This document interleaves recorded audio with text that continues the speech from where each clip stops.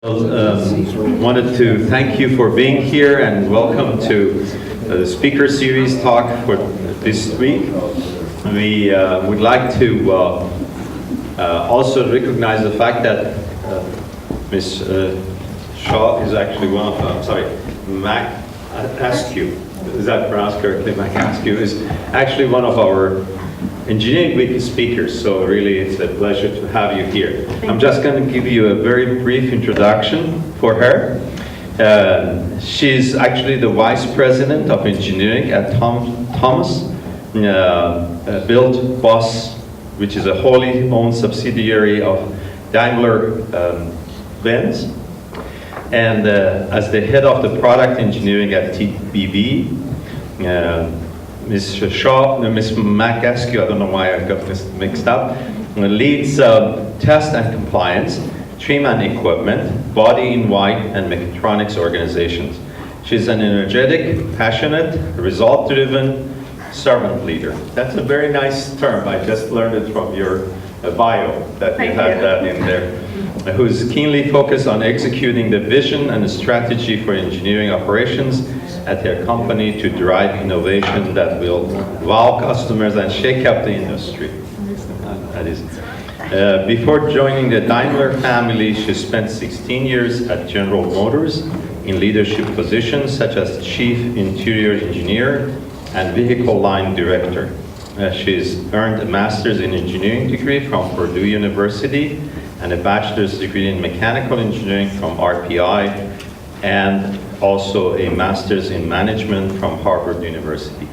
Please welcome Ms. Mack-Askew. Thank you. Thank you all for coming. I'll jump right in, but I'm going to give you a little bit of an introduction to myself, but I'm really here for you. So if there's some things that you want to ask me, feel free. We can jump in and have a collaborative discussion. I've also planned to save some time at the end to have some collaborative discussion and clarify anything that you may want further information on as well. So, our agenda today, let me give you an introduction about myself and my leadership topic. Then we will talk about the tools in your toolkit, your leadership toolkit, the multiple leadership skills that you need to have. And then we'll have a discussion, clarifying the topics and anything that you guys would like to discuss. Introduction. Just so you know a little bit about me, I call this a Johari chart. And for the Johari chart, it tells a little bit about your personal history and future, as well as your professional history and future. So, what makes me who I am? I'm the oldest of 4 children. And I think that has had a lot to do to shape me. I'm a loving wife to my husband, Thomas. I'm a nurturing mother to my 3 children. And I love Christ, my family, personal travel, public speaking, politics, writing, cultures, and languages. I've previously taken Spanish, German, and Mandarin, although anything you don't use, you lose. But I think I could pick it up quickly if I needed to. For my personal future, I was actually talking with some people at the reception about what I want to do.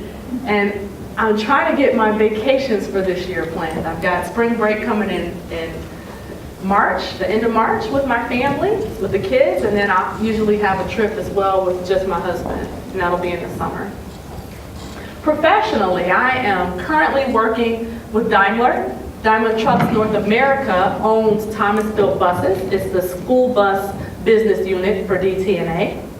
And one of the things that I'm most proud of since I've been at Daimler is bringing in the bus-wise technologies to the school bus industry. This is something that we actually had a press release on in November about telematics offerings. We're bringing out Wi-Fi, tire pressure monitoring, a perimeter view 360-degree camera, among other technologies like Mobilize, forward collision avoidance, lane departure warning. And this is something that has been available in passenger car for a while, but has never been ventured into on the school bus industry. And so we are the innovative leaders and the technology leaders in the school bus industry, and I'm proud of that. In my almost 2 years there, having to be able to bring out this technology. People started ordering it in November, and it'll be available this summer.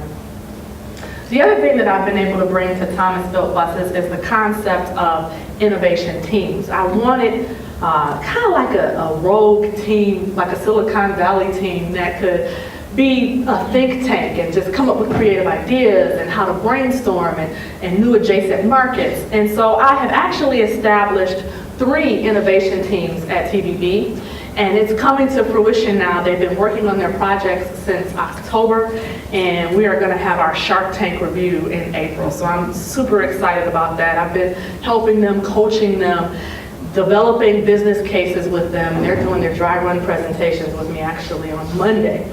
But our leadership panel, our Sharks, will include 3 of our Thomas Built Bus dealers, as well as myself, the head of product planning and sales, and also our CEO, my boss.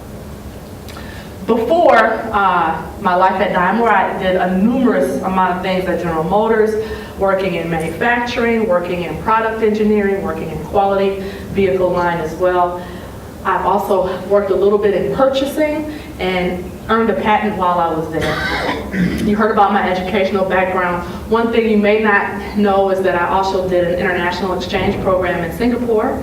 I love Singapore, and I'm a big proponent and advocate of international study abroad. So if you are a student in here and you are even thinking about going abroad, do it, go. It'll set you apart from everybody else. There are very few people, especially engineers, that study abroad. You will definitely be set apart from your competition.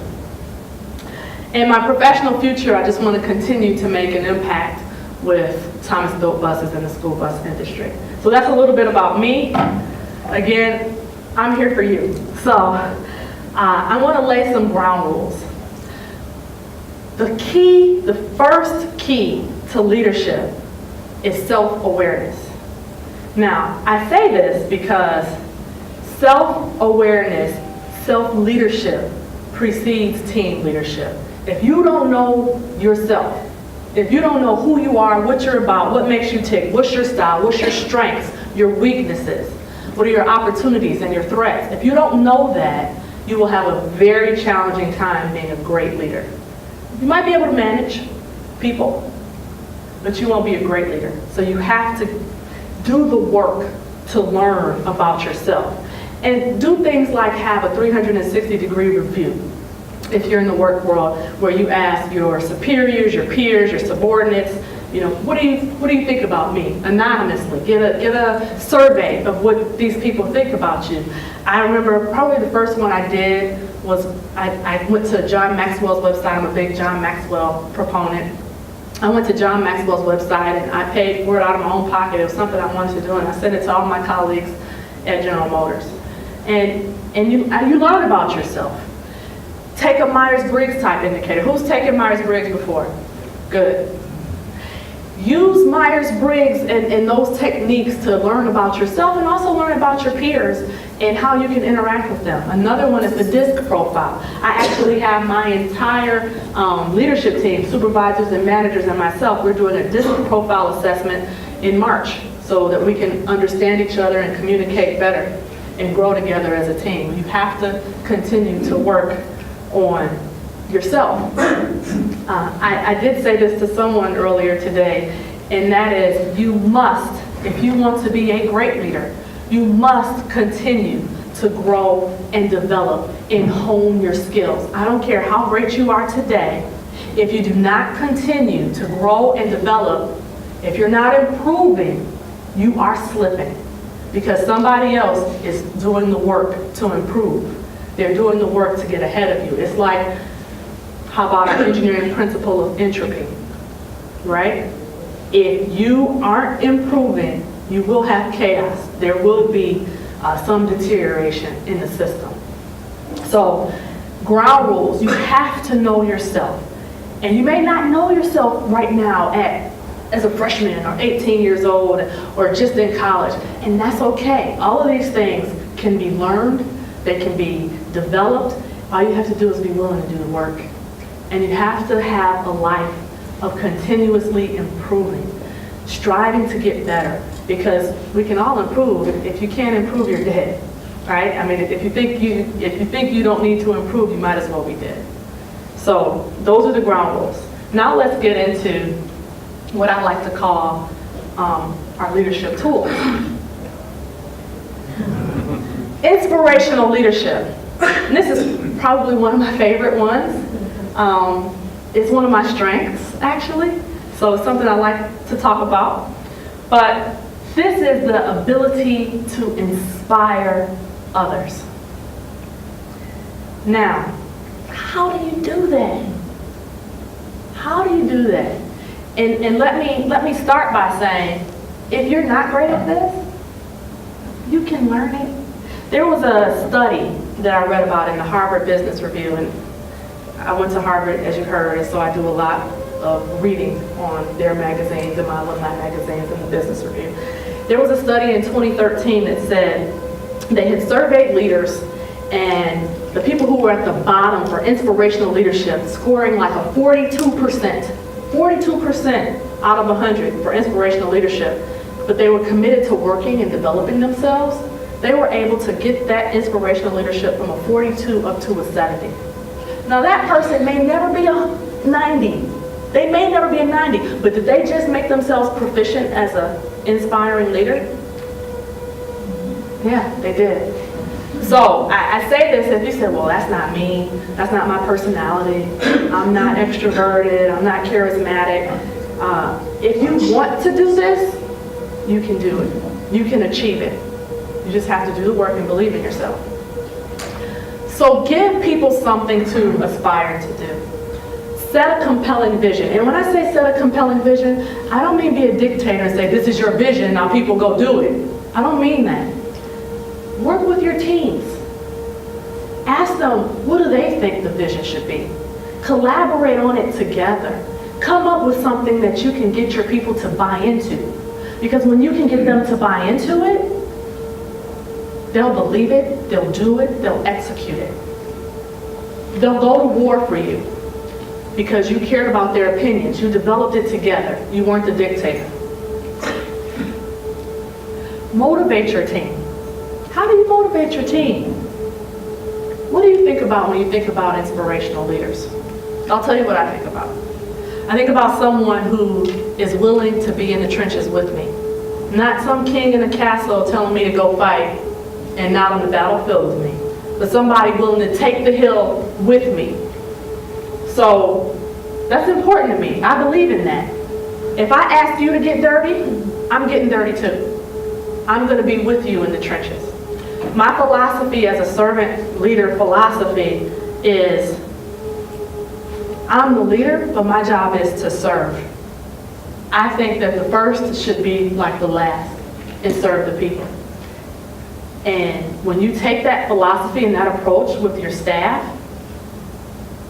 they'll do anything for you. Walk the talk. This also is true in parenting, by the way, as I'm a mother. You can say something, but people watch what you do. If I told you, hey, we all got to work hard, we all got to put in 10-hour days and 60-hour weeks, but I'm taking off at 3:30 every day, what are you going to think? Oh, she's just talking. I'm not doing that. Why should I do that? She's not doing it. If I ask you to stay late, I'm putting in the hours too. If I ask you to come on Saturday, I'm coming in on Saturday too. I may not come in every Saturday. I may not stay for 10 hours on Saturday, but I'm there. I'm with you. I'm buying you donuts, bagels, biscuits, pizza. I'm serious. I'm there letting you know I appreciate you. I appreciate your effort. I appreciate your sacrifice from your family. Be authentic and genuine. People know when you're faking it. Don't you know when somebody's faking it? You know when somebody's faking it? They know when you're faking it. They don't want a fake leader. They don't want somebody who is completely different at home than they are at work. And I'm not saying you have to be exactly like you are at home at work, but be genuine. Be who you are. People care about who you really are. And when you show people who you are, they respect that and they work for you. I said, be willing to get dirty.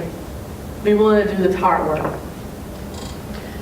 The characteristics of an inspirational leader is someone who's dedicated. Somebody who's dedicated to you. The people who've inspired me the most, they're the people who were vested in me. They cared about me. They gave me exposure. They gave me opportunities. And because they gave me those exposure and opportunities, I worked my butt off for them. If you're going to put me in a role where I'm leading 5 plants in 3 countries, you better believe I'm going to work my butt off, flying all over Canada, the US, and Mexico to make it happen. Be that type of leader for someone else. Show them that you care about them. You're vested in them. You're willing to do for them, and they will do for you. Be a good listener. God gave us 2 ears and 1 mouth for a reason, and I talk a lot. I talk a lot, but I'm a good listener. I listen to what my people have to say. There are times when I'll say, hey, I have my own idea here, but I'm going to hold what I think because I want to hear what you truly think, what you really think. I don't want you biased by my opinions. Tell me what you think. Or, how can I help you? You're struggling. What roadblock are you having that I can help remove? And listen. What's your biggest work challenge this week? How can I help you with that? And actually do it. Listen, and then try to help solve the problem. Engineers are problem solvers. That means you can be leaders because a leader just helps solve their people's problems. Who better to do that than an engineer?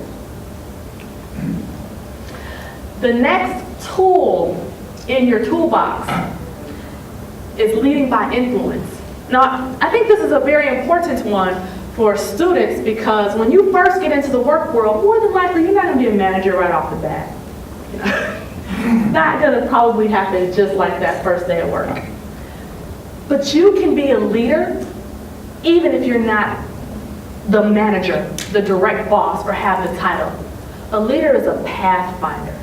A leader solves problems. Learn to lead by influence. If you can master leading by influence, the rest of it, once you get the title, it'll be easier for you. How do you lead by influence? You need to be credible, and you need to be trustworthy. Your word needs to be your bond. If you say you're going to do something, you need to do it. If you say, I think Sue should get that job, you need to mean it. You have to build up emotional currency with other people. You have to be willing to give and not just take. For example, one of my peers at Thomas Built Buses, I haven't been there quite 2 years yet, so I'm working on building trust and building currency with my peers. And he wanted me to meet with a supplier. Now, if he hadn't asked me to do it, maybe I would have met with the supplier, maybe I wouldn't have. I have to be cognizant of my time and where I spend it. So, since he asked me to do it, I said, sure. Let's call him his name. This isn't his name, but let's call him Bob. Sure, Bob. I'll meet with supplier XYZ for you. Let's set up the meeting. Let's do it. That builds currency. Did I want to take that meeting? Maybe, maybe not. But I'm doing something that is beneficial to him. So that way, if there's something that I think would be the best for the company and I bring up an idea, he may be more willing to collaborate with me and cooperate and at least discuss the idea. Protect your brand. When you say something, you should mean it. For example, there was a time when I was at General Motors and I had an employee that worked for me, and he was my best employee at the time. He was great, a great employee. And at some point in time, I moved on to a different role, and he moved on to a different role. But he had contacted me, and he was interested in a role in the vehicle line side. And I went to bat for him. I said, hey, you guys need to hire him. He was my best guy. If you hire him, you won't be sorry. Did they know him? No. Did they trust me? Yeah. They hired him. But you know what? He performed. He delivered. And I knew he would because he worked for me. So I protected my brand. I wouldn't just recommend anybody. So you have to protect your credibility. And I put this up here, this Stephen Covey circle of control, circle of influence, and circle of concern, because this is a concept that has helped me. There are some things that you directly can control. And that's my green area. We're good. We're all green. I can control it. It's great. There's some things that you can influence. Not completely dark green, but you know, I can do something about that. And then there's some things that are completely out of your control. When you realize that something is completely out of your control, you can be concerned about it, but you need to let go and let God. You know, just don't harp on it because you can paralyze yourself. So I think this is important, learning what you can control, learning what you can influence, being credible when you use your influence. And then if there's an area of concern, recognizing that and saying, okay, I'm letting go. Technical leadership. It's not enough to do your best. You must know what to do and then do your best. What do I mean by that? We as engineers, scientists, mathematicians, we have to have knowledge. Knowledge here is key, and you're doing your due diligence, you're doing your part, you're being educated. That is giving you some knowledge. As you get experience, right now in the automotive industry, transportation industry, I've spent almost 2 decades in this industry. I have knowledge, I have expertise. So you have to train yourself. You have to have exposure. If you don't know something, I mean, in the days of Google, you can look it up. You know, you can try to figure it out and get some more depth of knowledge. So knowledge is key.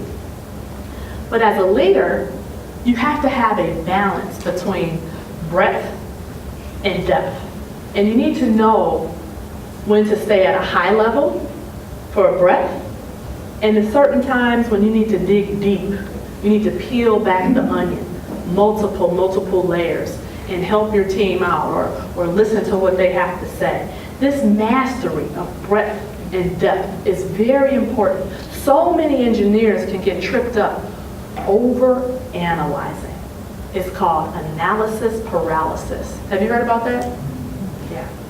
That's a stereotypical engineering thing to do. You just want more information, give me more information because I don't have enough information to make a decision. And you have to know when to see the forest and when to see the trees. And this is something that takes practice, and you will get a balance. You'll learn this. And when you first start in your career, obviously you want to have some depth. You want to grow some depth. But as you grow and progress in your career, you want to gain some breadth. And you want to be able to know when to do both. As a leader, even a technical leader, you've got to know, hey, I've got 75%, 80 confidence, I'm making a decision. I can't wait for 100%. It's never going to be perfect. And that's something that's key. It's never going to be perfect. And you have the ability to course correct. If your decision wasn't perfect, guess what? Make some tweaks. Adjust. This is called learning agility. The other tool in your toolbox, this one, leading by authority. This is what everybody thinks of when they think of a leader. I'm the boss. I'm the big gorilla beating my chest. I'm the boss. You do what I tell you to do. Anyone can be appointed to a position. And that's a starting point. John Maxwell says this is a level 1 leader. Anybody familiar with the 5 levels of leadership from John Maxwell? he has 5 levels of leadership. 5 is the top of the pinnacle. And he's saying, hey, leading by authority is level 1. Every leader, you have that, but you should aspire to grow beyond it. However, with that being said, it has its place in your toolbox. There are times when you have to pull that trump card and say, hey, I'm the boss. You know, this is the time to make the decision, and it's my decision to make. This is what it is. I do that as a mom. my kids will say something. I'll say, hey, I'm the mom. I'm the mom. You're going to do this. There are times when that's appropriate. You say, thank you. I've heard the recommendations. I'm deciding to go with option 3. I know you recommended option 2, but here's why. So there are times when you have to do this. But, hey, I'm the boss. You better have yourself here on Sunday at 9 a.m. You know, I would use that sparingly. You may have to do it sometimes, but definitely you want more in your toolbox. But it does have its place sometimes. Typically, if you're trying to hold people accountable. I had a situation where I had someone who was working from home a significant amount of time from home. And I have certain segments of my staff that work from home, and some of them were more productive than others. So I had to address that. And it wasn't, there's a problem with people working from home. There's a problem with people being home saying they're working, not contributing. And it got to the point where I was speaking with the person, and they said, you know, can we revisit this? Can we talk about maybe coming in more than 1 day a week, maybe 3 days a week? And I said, no, this is my final decision. So sometimes you do have to use it. The next tool in our toolbox is leading through adversity and change, having that persevering leadership. A river cuts through a rock not because of its power, but because of its persistence. Now, there will be times, and this is situational, you will have to decide, are we struggling through a challenging situation? Is it time to change course and literally make a hard turn? Do we need to make a change? What is the situation calling for? One thing that I want you to know, especially as a stereotypical engineer, action is better than no action. In fact, if you choose not to make a decision, that is a decision. You may not realize it, but you are making a decision. Your competitors can pass you by. Someone else can make the decision for you. Hey, I didn't call that person back to hire them or give them that internship. Well, guess what?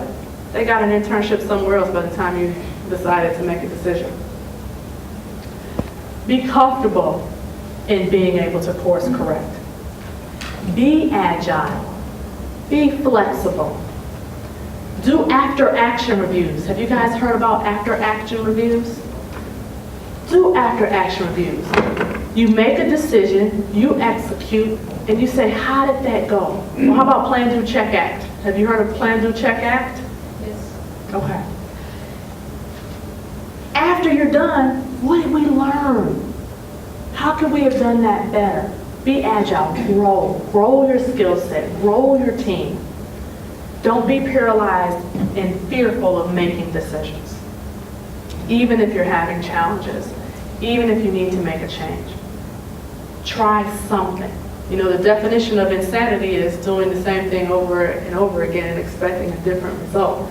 So sometimes you have to take an action even during tough, challenging times, even when it's time to make a change. And then just be prepared to change course if you need to, and be prepared to learn. Hey, how did that go? What can we do better next time? Let's have a continuous improvement event. What can we do to make it better? When you're having a tough and challenging time, you as the leader, they are looking to you. They want to see your mood, your facial expressions, your body language. Are you, oh, we didn't make our numbers again. You know, we're behind. Or are you, hey, we got 90% of the way there, or we got 70% of the way there. I bet you we're going to have a better month next month. Are you positive? Are you being optimistic? Are you exemplifying the culture that you want your people to exemplify? Or are you talking the talk and not walking the walk? I compel you to walk your talk. Be that role model. Be that champion that your people can emulate. Make sure that you are communicating with your staff, your friends, your peers, in whatever environment you're at. If you're the team leader of a school project, make sure you're communicating. People who are exposed to what the business risks are, people who are exposed to what's really going on, they are more engaged and they want to perform. They want to perform. So if I go in and say, we were supposed to build 1,000 school buses this month, and due to some challenges with our new computer system, we had issues with parts being delivered on time, and we were only able to build 500 buses this month. Do you know what that does? Well, instead of having revenue of, I'm going to make it up now, instead of having $10 million of revenue this month, well, we only got $5 million of revenue this month, and Daimler's not going to be too happy with us. So, inform the troops. Let them know what's going on. Keep them informed. If you can do daily huddles, hey, this is my daily huddle. This is what's going on today. What's going on in your world? We do a daily huddle every day. And my staff and my peers do it. My boss does it with us and his executive staff. We just go around. What are you dealing with today? What's going on? We send out a daily email. Hey, we built this many today. We've got this many in offline. This is buses down. We didn't get to build, or they're not in process of being built, and we've got to get out the door. And cascading that information, sharing that information with your staff, lets them know what's the situation we are in, and how do we improve it and meet the vision of this company for the greater good of the team. So communication is key. Yes? May I ask a question? Yes. One of the things that I've observed, and just the leadership that I'm most familiar with in the military, is that you have kind of an issue where communication goes overboard and you have meetings about meetings. And you end up having so much communication that you end up getting paralyzed by. We're in a meeting to go to this meeting, to go to that meeting, and everybody's got to have their daily huddle. How do you try the line between too much communication and not enough communication? I think that's a great question. I think you need to set time limits. For example, our goal is that our huddle is 15 minutes. And if our huddle is 15 minutes, it's not a burden. Hey, we check in 8:30 to 8:45, we're in and out, we're back to business. You could even try something like, we don't do this, but I know some people do it, no meetings on one day a week, no meetings on Mondays, or no meetings on Fridays. And that way you can make sure that you are informing the troops, but you're not overburdening them with meetings. Does that answer your question? Yes, ma'am. Okay, thank you. The other thing that I would say is, especially during times of adversity and times of change, because people fear change. Doesn't mean that the change is bad. Just any kind of change, they fear it. You definitely need to make sure that you are recognizing your people. I have a monthly town hall every month, and the first topic is recognition. Hey, in the month of February, who do we need to recognize from January? Who has done above and beyond? Who are our employees of the month, so to speak? We don't call them employees of the month, but who needs to be recognized? And how can we share the love so people feel valued and appreciated? Because we're going through a tough time, we're having a change, and we should recognize people even if we're having a great time. If things are just going gangbusters, we still need to recognize our people, because people crave that. And you should talk to your people. I talk to my people and I say, hey, I believe in recognizing in public and constructive criticism in private. But some people don't like public recognition. So I tell them, I say, if you don't like public, that's my philosophy. If you don't like it, let me know. And then maybe I'll give you a handwritten note. Switch up your recognition. I'll do the monthly town halls. I do handwritten notes. I've done Starbucks gift cards, steakhouse gift cards. I usually always give a Christmas present, like mugs or picture frames. Make sure your people feel valued and appreciated. That goes a long way. When you are the type of leader that does that, people are willing to have that endurance. Hey, we're having a tough time. And you know what? We've been having a tough time for 6 months. We've been having a tough time for 8 months. We've been having a tough time for a year. But they're willing to persevere and endure because you care about them, you're recognizing them, you're keeping them informed, and they understand the requirements of the business. And do they feel as great during times of adversity as they do when things are going phenomenal and gangbusters? No, but they appreciate you, they appreciate the information, and they appreciate the recognition. And so, don't just recognize during the tough times, but it's especially important during the tough times as well. And that way people are willing to do the marathons, the ultras for you, and keep going for long, long time endurance. Now with that, is there anything that I have, I think about 20 minutes left, for anything I could clarify on the concepts that we discussed, or is there something that we didn't discuss that you would like to discuss?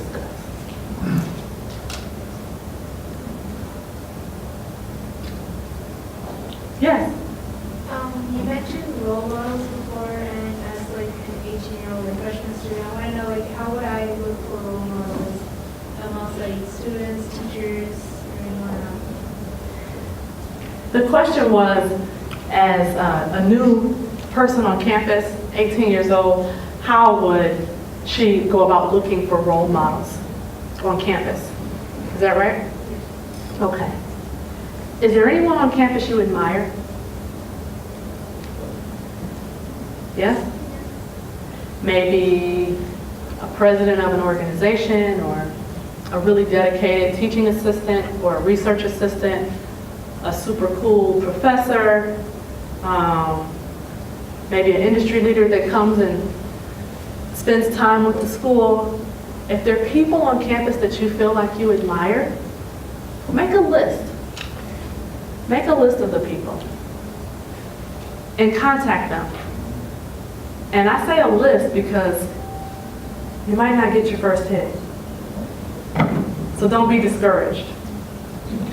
If anything worth having is worth working for. If you have to contact 10 people and get 2, that's still a success. You may look at LinkedIn and type in something that is, what's your major? Mechanical engineering. You may type in mechanical engineering at LinkedIn and look at some profiles. People in Texas. Look at the field of people that you get back. Send some emails and say, hey, I'm looking for a mentor. I'm looking for a coach. I looked at your profile. I was very impressed. I would really love to meet with you. Or maybe virtually first. So people feel safe and not creeped out, but I'd like to talk with you. You know, maybe at some point it goes to a Starbucks public meeting. If you have a professor you trust, maybe ask, who would you recommend I look to as a mentor that's a student on campus or a professor? Do you think you can try some? Does that sound like something you could try or be willing to try? Yeah. Yeah? Okay. My pleasure. Yes? Can you tell us, when you were a student and you looked at the leadership of the department at RPI, Harvard, could you identify, the people who were appointed to be leaders, how many of them in your view were at the level that they were a leader because they were appointed to be a leader? How many of them went beyond that? Well, at RPI, I had a gentleman, and I was speaking about him earlier, who was phenomenal for me. His name was Dr. Lester Gerhart. And Dr. Gerhart he was an associate dean of engineering at RPI. And he was over the Global Engineering Educational Exchange Program. And I went into the office and said, hey, I want to study abroad, and what do you think?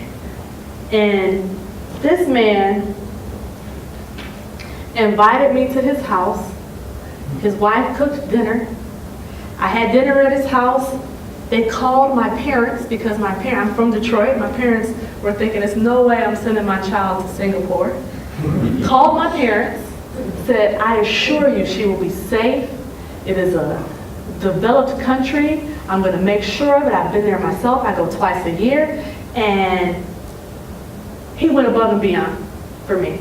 I don't know how many people have been to their faculty's houses, but that's the only faculty member that invited me to his house ever in my 4.5 years at RPI.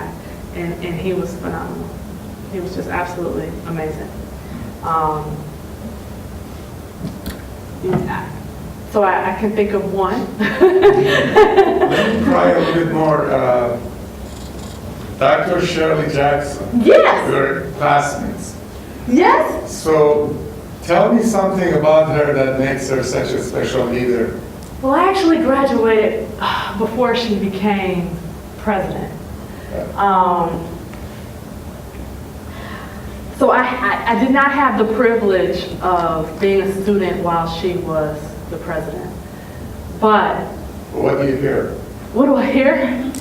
Well, I hear a lot in the media about her vision for Rensselaer and the direction that she is taking the university, and I hear great things. I mean, she's a very smart, well-accomplished woman. Where are you getting at? What do you think? Well, I knew her as a student, Yes? but I just want to see if I want to emulate her or just kind of have a reference to kind of look at our leadership here and see whether they're just leaders because they were appointed as leaders or they have gone beyond that according to your criteria. Just for my own education. I can't speak on her leadership style, but I can say that with her credentials, I've been very impressed with her credentials. And I think that the school has grown tremendously, I think financially. I can't say I believe I'm here that she holds people accountable. And some people can be uncomfortable with that. I think that you can be a high caliber leader showing empathy and discipline. There is, I think I hit it. I don't think I can show it. No, I hit it. There is a model that talks about styles of leadership and being a high caliber leader, having high empathy as well as high discipline. But if you have high empathy and no discipline, you're an indulgent leader, meaning that your people walk over you, not much of a leader at all. If you have too much discipline and no empathy, well, that's not great either. So I think you have to learn your balance. And I think it's different for everyone. I truly believe it's different for everyone. I think I have a high empathy. I think I have a high empathy. And I have to be self-aware, because if I know myself and I have high empathy, I still have to be willing. I have a responsibility to hold people accountable. Just like if someone is staying at home too much and not really working, that's not fair to everybody that's coming in 40, 50, 60 hours a week. I was expressing this concept earlier, and I said it's like, Ariba, I think I told you this. Here? Thank you. It's like if you have a cancer, the cancer might be in 1% of your body, but you don't throw out the other 99% of your body. You get rid of the cancer. And sometimes as leaders, we have that empathy with that 1%, and we say, oh, that's a tough call. I really don't want to make her come back to work 5 days a week. Or, oh, that person, they're not pulling their weight, but I don't know. That's really not nice. You know, they're the only breadwinner in the family. nobody will have any money. Well, you give people time and opportunity to do what they should do, and if they don't do it, it's really not your fault. And if you don't do what you need to do as a leader, the 99% is going to say you're not walking the talk. So I think you have to be self-aware, and I know I have high empathy, so I have to make sure that I also do the right things to hold people accountable so that I stay results driven and not falter into some of the other quadrants. And conversely, if there's someone that is very high on discipline, they need to make sure that they have a little empathy from time to time, or their people will feel overburdened, worn out, unappreciated, and they'll start to leave. They'll start looking for a job elsewhere. So I think it's leader dependent, and I can't speak specifically about Dr. Jackson, but I think you have to know yourself, and I have to know myself, and adjust accordingly. Yes? American industry and people in American industry spend billions of dollars a year on leadership training Yes.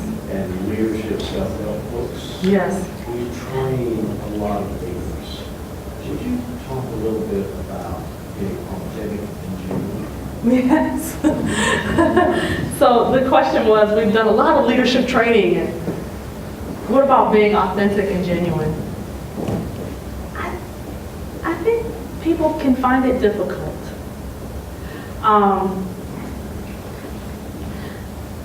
don't know if people are afraid that the troops won't like who they really are as a person, or if they're afraid to be vulnerable. But the leaders that I have respected the most, they're who they really are. And I may not agree with everything about them. One leader that I had at General Motors, the man was wonderful. I would go fight, take a hill for him in a heartbeat. I didn't agree with everything the man believed. I didn't agree with, but I knew where he stood. He was authentic and genuine.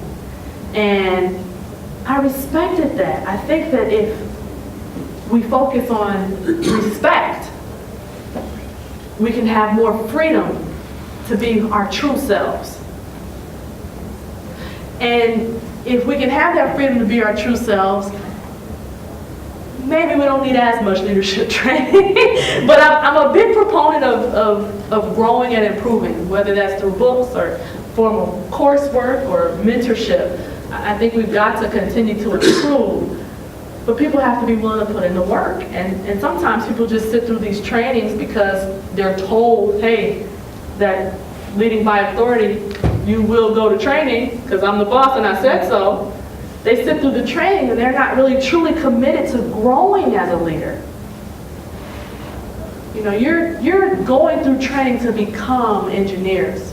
If you're not committed to it, you're not going to succeed. You're not going to pass. But if you're committed to it, leadership training, you will grow and grow from a level 1 leader to a level 2, to a level 3, to a level 5 leader. You'll be the best leader you can be. And just like that Harvard study, if there's a certain area where you're deficient, you'll be able to work and grow your proficiency. You're not going to be 100% great at everything, and you should not expect to be. You should know your strengths, you should know your weaknesses, and any weaknesses that you have, you should work to make sure that they're proficient. They may never be a strength, and that's okay. Focus on honing your strengths, growing your strengths, and lead from your strengths. And your weaknesses try to make proficient, and you will be outstanding, a phenomenal leader, and you'll be genuine. If you're not the type of beat the desk leader, do what I say do, that's okay. Different leadership styles are welcome. It's called diversity, diversity of thought, diversity of leadership styles, and that makes for the best business. When you have different people with different ways of thinking, collaborating together, it yields higher profits. It's proven. So be yourself, because we don't want everybody walking in a blue suit with a blue shirt and a blue tie like a robot. You be who you really are, and you'll be a great leader. Yes? I'm not sure like where to start, or what's like PMP certification, like Head Start PMP or something like, dealing with difficult people, and is that a good start? Like if you're not sure where to start, and then reading those can give you some ideas. So the question was if you're not sure where to start, reading books on certain topics like dealing with difficult people, Head Start, PMP certification, is that a good idea? Absolutely yes. One thing I want you to get is inaction is a decision. No action is worse than even wrong action. In many instances, and I know it's probably hard for people to get, but if you're sitting there and you're not making any progress, at least if you start going backwards and something's not right, you're going to sense it, you're going to feel it. You're going to say, I need to make a slight right. I need to do something a little bit different. I started reading that book, and that book did not resonate with me. That was the wrong book. There are books like that on leadership topics, and you read it and you're like, I don't subscribe to this. This isn't me. I can't even finish this book. That's okay. Try another book. Take a class. At Rensselaer, we had, and you probably have something similar to this. I'm pretty sure I met the person today. We had the Leadership Institute. And if you have like a leadership group, focus group or department, they should have some classes. Take some of their classes. Keep coming to seminars and try something. Something is going to stick. It'll resonate with you. And you say, I can subscribe to that. I believe in that. And you'll start to soar from there. It's kind of tricky because a lot of it is like theoretical and stuff, and I guess you need to practice it. Yeah. So, how do you practice it? What clubs are you involved in? I used to be the chairman of the UTA chapter of the ACM IEEE Society, Oh, IEEE wonderful. CS Society. So, Did you get to practice your leadership skills in that? yeah. What did you learn? Can you do an after-action review? I was chair. How did it go? What do I think I could do different next time? Right. Try again. I tell my children all the time, if at first you don't succeed, try again. There is nothing, absolutely nothing wrong, and I'm not saying this was you, but there's nothing wrong with failure. How did you learn to walk? Did you fall? How did you learn to ride a bike? Did you fall? But guess what? You got up. You learned how to walk. You learned how to ride a bike. That is life. If you are not failing, you are not living. You are not taking enough risks. Try again. Next time, do another after-action review. I led this club. I led this team. I led this workshop. How did it go? What can I learn? How can I grow? How can I get better? Continue to grow and hone your skills. It's imperative. If you're not improving, you're slipping. In your slide, you mentioned you love public speaking, and Yeah. judging from your presentation, you'd probably make the best boss ever. Oh, thank you.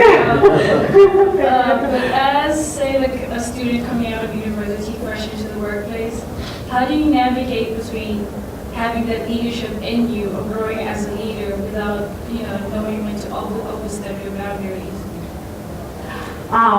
The question was, it's a great question, how do you know, first coming out, when you don't have I'm going to paraphrase, an official title yet, how not to overstep your boundaries? First, I'll say, focus on leading by influence. And I was telling some of the students earlier, how do you hold people accountable when they don't report to you? Be very good at documenting your meetings, documenting your minutes, follow-up and action items. Say, hey, we discussed X, Y, Z. We discussed this. It was assigned to Bob. Bob has a due date of March 1st. Send out the minutes. If Bob misses that March 1st date, guess what? That goes red. And everybody sees it. If Bob misses it and now it's April 1st, don't wait that long. But let's just say, let's say it's April 1st and he missed a March 1st date. Your boss's job as a leader is to remove your roadblocks. You tell your boss, Bob is not making their date. I need some help. They are not coming to the table. If somebody tells me that about somebody on my staff, I'm going to say, hey, Bob, we got to prioritize this. This is a month late. That's not acceptable. That doesn't meet my expectations. We got to do better. Let's get this done in the next week. However, I want to go back to something else you said. I'm not done answering your question. And you have to decide what you feel comfortable with. I personally believe in asking for forgiveness instead of asking for permission. Now, some people don't have that philosophy. It's mine. If you overstep your bounds, somebody's going to let you know. Don't worry about overstepping your bounds. That's my perspective. People enjoy someone that is proactive, takes initiative, is a go-getter. If they have to rein you in a little bit, that's okay. They're noticing you. They're saying, she has something. She's special. She's a go-getter. Yeah, I had to tell her, hey, don't contact the CEOs. But she's special. Don't worry about overstepping your bounds. If you do, somebody will let you know. And it won't be career devastating. It won't be. I'm one of the ones that contacted the CEO. I did that. And somebody didn't like it. But you know what? I got a meeting with the CEO when I was 19 years old as an intern at General Motors. Don't be afraid to take risks. Don't be afraid to shine. Don't be afraid to be a star. Because when you do it, it gives everybody else the freedom and permission to do it too. And that's what God intended for us to be. Superstars. You're a superstar. You're a superstar. You're all superstars. Act like it. Yes. Just out of curiosity, when do you suggest we, on the topic of advice, when do you suggest we tell someone what they need to do versus give our opinion on it? Can you give me an example?